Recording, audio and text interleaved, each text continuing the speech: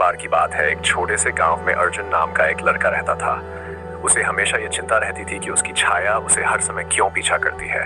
वह जब भी चलता, दौड़ता या बैठता, उसकी छाया उसके साथ होती थी।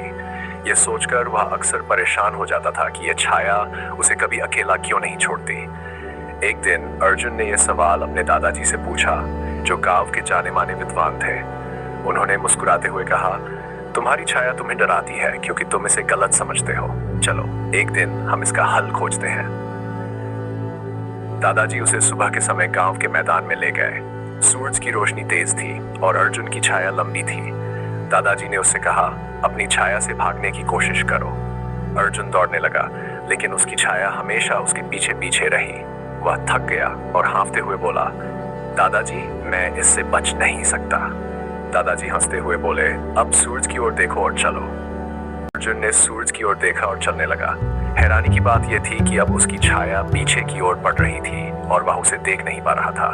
दादाजी ने गहरी आवाज में कहा, जब तुम अंधेरे की ओर ध्यान देते हो तो वह तुम्हारा पीछा करता है, लेकिन जब तुम प्रकाश की ओर देखते हो तो अंधेरा पीछे छूट जाता है। जीवन भी ऐसा ही है।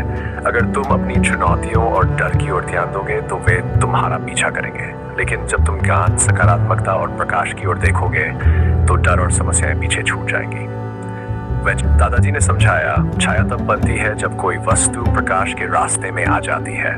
ये एक साधारण भौतिक सिद्धांत है। सूर्य की रोशनी और छाया का यह खेल हमें सिखाता है कि चीजों को कैसे समझा जाए और उनके पीछे के कारणों को कैसे जाना जाए। दादाजी ने कहा, केवल वैज्ञानिक दृष्टिकोण नहीं है, ये जीवन का भी मंत्र है। जब हम अपने जीवन में ज्ञान, सच्चाई की ओर बढ़ते हैं तो हमारे सभी डर और समस्याएं पीछे रह जाती है, जैसे छाया। जीवन में भी जब हम अपनी समस्याओं के बजाय समाधान और सकारात्मकता पर ध्यान केंद्रित करते हैं तो हम अपने डर से मुक्त हो सकते हैं।